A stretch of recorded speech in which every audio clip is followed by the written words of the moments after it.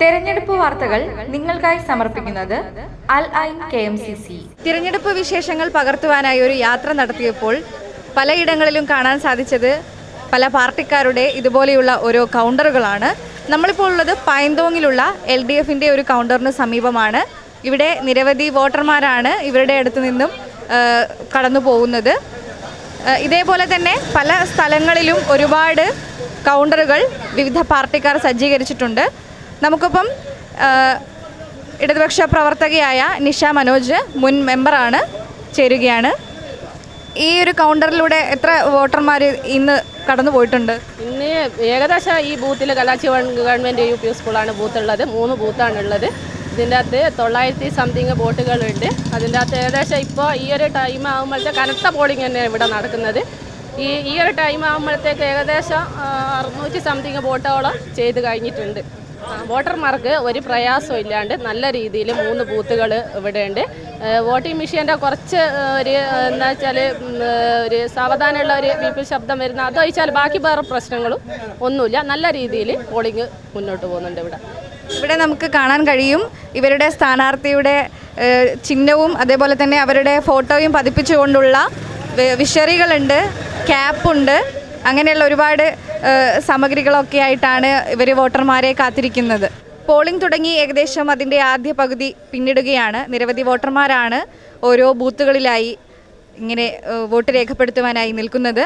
നമ്മളിപ്പോൾ UDFന്റെ അവർ സജ്ജീകരിച്ച ഒരു കൗണ്ടറിന് മുൻവശമാണ്. വോട്ട് രേഖപ്പെടുത്തുന്നതിന് മുന്നേ വോട്ടർമാർക്ക് വേണ്ട തരത്തിലുള്ള നിർദ്ദേശങ്ങൾ നൽകുവാനും ഒരു ഹെൽപ്പ് ഡെസ്ക് എന്ന പോലെ എങ്ങനെയാണ് വോട്ട് രേഖപ്പെടുത്തുന്നത് എന്നതിലുള്ള ആശയക്കുഴപ്പം മാറ്റിക്കൊണ്ട് അത് പരിഹരിക്കാനുള്ള രീതിയിലുള്ള ഒരു ഡമ്മി വോട്ടിംഗ് മെഷീൻ അവരിവിടെ വെച്ചിട്ടുണ്ട്. അതിലൂടെ അത് വളരെയധികം സഹായകരമാവുന്ന തരത്തിലാണ് അവരൊരുക്കിയിട്ടുള്ളത്. നമുക്കതിൻ്റെ വിശേഷങ്ങൾ അറിയാം. നമസ്കാരം. ഇന്ന് പൈന്തോങ്ങിലെ ബൂത്തിൽ ചെറിയ തരത്തിലുള്ളൊരു കശവിശ ഉണ്ടായിരുന്നു എന്ന് കേട്ടു. പൈന്തോങ്ങിൽ ബൂത്തിൽ ഇവിടെ വോട്ട് ചെയ്യാൻ വേണ്ടി വന്ന ഒരു വ്യക്തിയെ അവരുടെ ഓപ്പൺ വോട്ട് ചെയ്യുന്ന ആളെ അവരുടെ അനുവാദമില്ലാതെ പിടിച്ച് കൊണ്ടുപോയി വോട്ട് ചെയ്തൊരു സമ്പ്രദായമാണ്. ഒരു സ്ഥിതിയാണ് ഇവിടെ ഉണ്ടായത്. അത് തികച്ചും ജനാധിപത്യ വിരുദ്ധമായ ഒരു സമീപനമാണ്. ഒപ്പം വോട്ട് ചെയ്യേണ്ടത് അവർ ചുമതലപ്പെടുത്തുന്ന ആളാണ്. ആ ചുമതലപ്പെടുത്തിയ ആളെ തട്ടിമാറ്റി സ്വന്തം താല്പര്യമനുസരിച്ച് LDFന്റെ ആളുകൾ ഇവരെ കൂട്ടിക്കൊണ്ടുപോയി വോട്ട് ചെയ്തു. ഇത് യഥാർത്ഥത്തിൽ കള്ളവോട്ടാണ്. അങ്ങനെ ഈ നിയോജകമണ്ഡലത്തിലെ പലയിടങ്ങളിലും പ്രവർത്തിക്കുന്നതായി UDFന് വിവരം കിട്ടിയിട്ടുണ്ട്. ഏതായാലും തെരഞ്ഞെടുപ്പ് പൊതുവെ ശാന്തമാണ്. പക്ഷേ പരാജയ ഭീതി പൂണ്ട LDF പലയിടങ്ങളിലും ഇതേപോലെ പ്രശ്നങ്ങൾ സൃഷ്ടിക്കാൻ വേണ്ടി ശ്രമിക്കുന്നുണ്ട്. പ്രത്യേകിച്ച് എടച്ചേരി പഞ്ചായത്തിലെ കച്ചേരി പോലുള്ള സ്ഥലങ്ങളിൽ അവിടെ സ്വമേധയാ വോട്ട് ചെയ്ത് തിരിച്ചു പോകാനുള്ള സ്വാതന്ത്ര്യം നിഷേധിക്കുന്ന തരത്തിൽ റോഡിൽ തടഞ്ഞു വെക്കുകയും പലരെയും വിരട്ടി തിരിച്ചയക്കുകയും ചെയ്യുന്ന ഒരു സ്ഥിതിയൊക്കെ ഉണ്ട്. ഇത് ജനാധിപത്യമാണ്. ജനാധിപത്യ രീതിയിൽ വോട്ട് രേഖപ്പെടുത്താനുള്ള സ്വാതന്ത്ര്യമാണ് ഉണ്ടാകേണ്ടത്. അത് നിഷേധിക്കുന്ന തരത്തിലേക്ക് പോകുന്നത് ഒരു നിലക്കും ഭൂഷണമല്ല. പോളിംഗ് തുടങ്ങി അതിൻ്റെ ഏകദേശം ഒരു ആദ്യ പകുതിയിൽ എത്തി നിൽക്കുന്ന സമയത്ത് നല്ല രീതിയിലുള്ള പോളിംഗ് ആണോ പല ബൂത്തുകളിലും കാണുന്നത്? പോളിംഗ് ആണ്. എല്ലാ ബൂത്തുകളിലും തന്നെ നല്ല പോളിംഗ് ആണ്. എല്ലാവരും വോട്ട് ചെയ്യാൻ വേണ്ടി വരുന്നുണ്ട്. പൊതുവെ ശാന്തവുമാണ്. പക്ഷേ ഇതുപോലുള്ള ഒറ്റപ്പെട്ട പ്രവർത്തനങ്ങളിൽ നിന്ന് LDF പിന്മാറിയാൽ മതി. എന്നാൽ ഇവിടെ പൂർണ്ണ ശാന്തതയിലേക്ക് പോകും. പൈന്തോങ്ങിലെ ബൂത്തിന് സമീപത്തുള്ള UDFന്റെ കൗണ്ടറാണിത്. ഇവിടെ വരുന്ന വോട്ടർമാർക്ക് എങ്ങനെയുള്ള നിർദ്ദേശങ്ങളൊക്കെയാണ് കൊടുക്കുന്നത്? വോട്ട് ചെയ്യാനുള്ള എല്ലാ സൗകര്യം ഞാൻ ചെയ്ത് കൊടുക്കുന്നുണ്ട്. സ്ലിപ്പെല്ലാം എഴുതി കൊടുക്കുക എൻ്റെ എല്ലാം ഉള്ളത്. പിന്നെ കുറച്ച് മുമ്പേ കാണുന്നൊരു പ്രശ്നം ഉണ്ടായിരുന്നു ബൂത്തിൻ്റെ അടുത്ത് വെച്ചിട്ട്. അത് UDFന്റെ ഒരാൾ ഓപ്പൺ വോട്ട് ചെയ്യാൻ വേണ്ടി പോകുന്ന സമയത്ത് LDFന്റെ ആൾക്കാർ പിടിച്ചു വെക്കുകയും അത് LDFന് വേണ്ടിയിട്ട് പിടിച്ചുകൊണ്ട് വോട്ട് ജയിക്കുകയും ഇങ്ങനെ ചെറിയ കുഴപ്പമുണ്ടായിരുന്നു. പിന്നെ പോലീസുകാർ വന്ന് ഒക്കെ നിയന്ത്രിച്ച് ഇപ്പോൾ കുഴപ്പമൊന്നുമില്ല. അടിക്ക് പോകുന്നു. വോട്ട് രേഖപ്പെടുത്താൻ വരുന്ന ആളുകൾ ഉണ്ടാവുമല്ലോ, അവർ ഈ കൗണ്ടറിൻ്റെ സമീപത്തൂടെയല്ലേ പോകുന്നത്? അപ്പോൾ അവർക്ക് വേണ്ട നിർദ്ദേശങ്ങളൊക്കെ കൊടുക്കാൻ സാധിക്കുന്നുണ്ടോ? കൊടുക്കുന്നുണ്ട്. എന്നൊരു തടസ്സമില്ലാണ്ട് കൊടുക്കും. അതിന് അതിനുള്ള ഫോറങ്ങൾ പൂരിപ്പിച്ച് കൊടുക്കുകയും അവരതിൻ്റെ ഇതിൻ്റെ ഭംഗിയിൽ പോവുകയും ചെയ്യുന്നുണ്ട്. തെരഞ്ഞെടുപ്പ് വാർത്തകൾ നിങ്ങൾക്കായി സമർപ്പിക്കുന്നത് അൽ ഐൻ KMCC. കേരളമൊട്ടാകെ തെരഞ്ഞെടുപ്പ് ആവേശത്തിലാണ്. നമ്മളിപ്പോൾ ഉള്ളത് കുമ്പങ്കോട് സൗത്ത് MLP സ്കൂളിലാണ്. ഇവിടെ ഇന്നത്തെ ഒരു സംഭവം രാവിലെ തന്നെ വോട്ട് രേഖപ്പെടുത്തുവാനായി എത്തിച്ചേർന്ന ചെറിയ തലോൽ ഉസ്മാൻ എന്ന വ്യക്തിയെ അദ്ദേഹത്തിൻ്റെ പാസ്പോർട്ട് കാലാവധി കഴിഞ്ഞെന്ന് പറഞ്ഞ് പ്രിസൈഡിംഗ് ഓഫീസർ വോട്ട് രേഖപ്പെടുത്തുവാൻ അനുവദിക്കാതെ തിരിച്ചയച്ച ഒരു സംഭവമാണ്. അദ്ദേഹം ദീർഘകാലം പ്രവാസിയായിരുന്നു. അതിനുശേഷം കഴിഞ്ഞ തിരഞ്ഞെടുപ്പുകളിലൊക്കെ അദ്ദേഹം തൻ്റെ സമ്മതിദാനം രേഖപ്പെടുത്തിയിരുന്നു. പക്ഷേ ഇത്തവണ അതിന് സാധിക്കുകയില്ല. പാസ്പോർട്ടിൻ്റെ കാലാവധി തീർന്നു എന്ന ഒരു പ്രശ്നമാണ് ഉന്നയിക്കുന്നത്. ഇനി അദ്ദേഹത്തിന് വോട്ട് രേഖപ്പെടുത്തണമെങ്കിൽ പാസ്പോർട്ട് ഓൺലൈനായിട്ട് അപേക്ഷിച്ച് അത് പുതുക്കിയതിന് ശേഷം മാത്രമേ വോട്ട് രേഖപ്പെടുത്തുവാൻ സാധിക്കൂ എന്നാണ് അറിയാൻ സാധിക്കുന്നത്. അദ്ദേഹത്തോട് ചോദിക്കാം, എന്താണ് ശരിക്കും സംഭവിച്ചത്? പുതുക്കാൻ കൊടുത്തിട്ടുണ്ട്. അഡ്രസ്സ് കിട്ടിയാൽ ഉടനെ അവിടുന്ന് വോട്ട് ചെയ്യാന്നുള്ള പറഞ്ഞത്. രാവിലെ തന്നെ ഇവിടെ എത്തിയിട്ടുണ്ടാവും അല്ലേ? രാവിലെ 5:30 മണിക്ക് എത്തി ഇവിടെ. ലൈനിൽ ഫസ്റ്റ് ലൈനിൽ ഞാൻ തന്നെയാണ് ഉള്ളത്. അപ്പോൾ വോട്ട് എല്ലാം കൂടി 2 മണിക്കൂർ കഴിഞ്ഞതിന് ശേഷം വോട്ട് കേടായിരുന്നു. അപ്പോൾ 1 മണിക്കൂർ കഴിഞ്ഞതിന് ശേഷമാണ് എന്താക്കുന്നത്, പിന്നെ ഇത് റെഡിയായി എല്ലാം എത്തിയ ഫസ്റ്റ് തന്നെ ഞാൻ എത്തി. അപ്പോൾ എന്നോട് പറഞ്ഞ് ഇത് വോട്ട് ചെയ്യാൻ പറ്റില്ല, നിങ്ങൾ പ്രവാസിയാണ് എന്നാ എന്നോട് പറഞ്ഞ്. അപ്പോൾ ഞാൻ പോക്ക് നിർത്തിയിട്ട് 6 കൊല്ലമായി. പാസ്പോർട്ട് എടുത്ത് നോക്കുമ്പോൾ 4 കൊല്ലം ഡേറ്റ് കാലാവധി കഴിഞ്ഞതാണ്. അത് തന്നെ, വേറൊന്നുമില്ല. 239ാമത്തെ ബൂത്തിലാണ് ഇങ്ങനെ ഒരു സംഭവം നടന്നിട്ടുള്ളത്. പക്ഷേ ഇതിന് മുന്നേ ബന്ധപ്പെട്ട അധികാരികളോ അല്ലെങ്കിൽ അതിൻ്റെ നേതൃത്വങ്ങളോ ഒന്നും അറിയിച്ചിട്ടുണ്ടായിരുന്നില്ല ഇങ്ങനെ എന്തെങ്കിലും ഒരു പ്രയാസമുള്ളത്? ഒന്നും പറഞ്ഞില്ലല്ലോ. സാധാരണത്തെ പോലെ തന്നെ തെരഞ്ഞെടുപ്പിൽ വോട്ട് ചെയ്തിക്ക് തദ്ദേശ ഭരണത്തിൽ വോട്ട് ചെയ്തിക്ക് അതിൽ പാസ്പോർട്ട് ആവശ്യപ്പെട്ടിട്ടില്ല. അപ്പോൾ സാധാരണത്തേതുപോലെ തന്നെ സമ്മതിദാനം രേഖപ്പെടുത്താൻ വന്നപ്പോഴാണ് അദ്ദേഹം പറ്റില്ല എന്ന് പറഞ്ഞത്. ഏതൊരു പൗരൻ്റെയും അവകാശമാണ് സമ്മതിദാനം രേഖപ്പെടുത്തുക എന്നത്. വളരെ വൈകിയാണ് ഇദ്ദേഹം ഉസ്മാൻ എന്ന് പറയുന്ന അദ്ദേഹം അറിഞ്ഞത് അദ്ദേഹത്തിന് വോട്ട് രേഖപ്പെടുത്താൻ സാധിക്കുകയില്ല എന്നത്. ഇതിപ്പോൾ ഇങ്ങനെയൊരു സംഭവം അതും ഇലക്ഷൻ്റെ ദിവസം തന്നെയാണ് അറിഞ്ഞത്. ഇനിയിപ്പോൾ ഒരുപാട് സമയം മുന്നിലില്ല. കുറച്ച് നേരത്തെ അറിഞ്ഞിരുന്നെങ്കിൽ എന്തെങ്കിലും ഒരു മുൻകരുതൽ അതിന് മുൻകൂട്ടി കണ്ട് സ്വീകരിക്കാമായിരുന്നു. ഈ വൈകിയ വേളയിൽ എന്ത് നടപടിയാണ് അതിന് സ്വീകരിക്കാൻ സാധിക്കുക? അല്ല, ഇതിപ്പോൾ പ്രവാസികൾ പാസ്പോർട്ട് കൊണ്ടുവരണം എന്ന നിയമം വെക്കുന്നത് തന്നെ പ്രവാസികളോട് കാണിക്കുന്ന ഒരു നീതി നിഷേധമാണ്.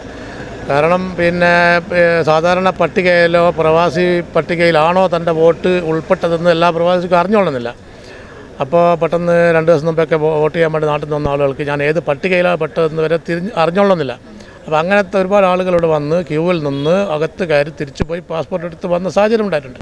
ഈ പറഞ്ഞ ആൾ 4-5 കൊല്ലമായി ഗൾഫിൽ നിന്ന് ഒഴിവാക്കി വന്നതാണ്. അയാൾ പോകാൻ ഉദ്ദേശിക്കാത്തത് കൊണ്ട് പാസ്പോർട്ട് പുതുക്കിയിട്ടില്ലെന്നേ ഉള്ളൂ. അപ്പോൾ അദ്ദേഹത്തിനെ സംബന്ധിച്ചിടത്തോളം അദ്ദേഹത്തിന് വോട്ട് ചെയ്യാനൊരു അവസരം കൊടുക്കണ്ടേ? അദ്ദേഹത്തിൻ്റെ വോട്ട് നിഷേധിക്കുന്നത് ശരിയാണോ? അദ്ദേഹത്തിൻ്റെ കയ്യിൽ ആധാർ കാർഡുണ്ട്, ID കാർഡുണ്ട്. അത് മാത്രമല്ല BLOമാരായാലും ഇനി ബൂത്തിലിരിക്കുന്ന ഏത് പാർട്ടിയുടെ പിന്നെ ബൂത്ത് ഏജൻ്റ് ആയാലും അവർക്കൊക്കെ അറിയാം ഇത് ഉസ്മാൻ തന്നെയാണെന്നുള്ളത്.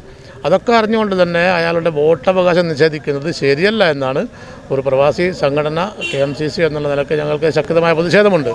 അദ്ദേഹത്തെ അധികാരികൾ ഇടപെട്ട് എങ്ങനെയെങ്കിലും അദ്ദേഹത്തിന് വോട്ട് ചെയ്യാനുള്ള അവസരം ഒരുക്കി കൊടുക്കണമെന്നാണ് ഞങ്ങൾക്ക് പറയാനുള്ളത്.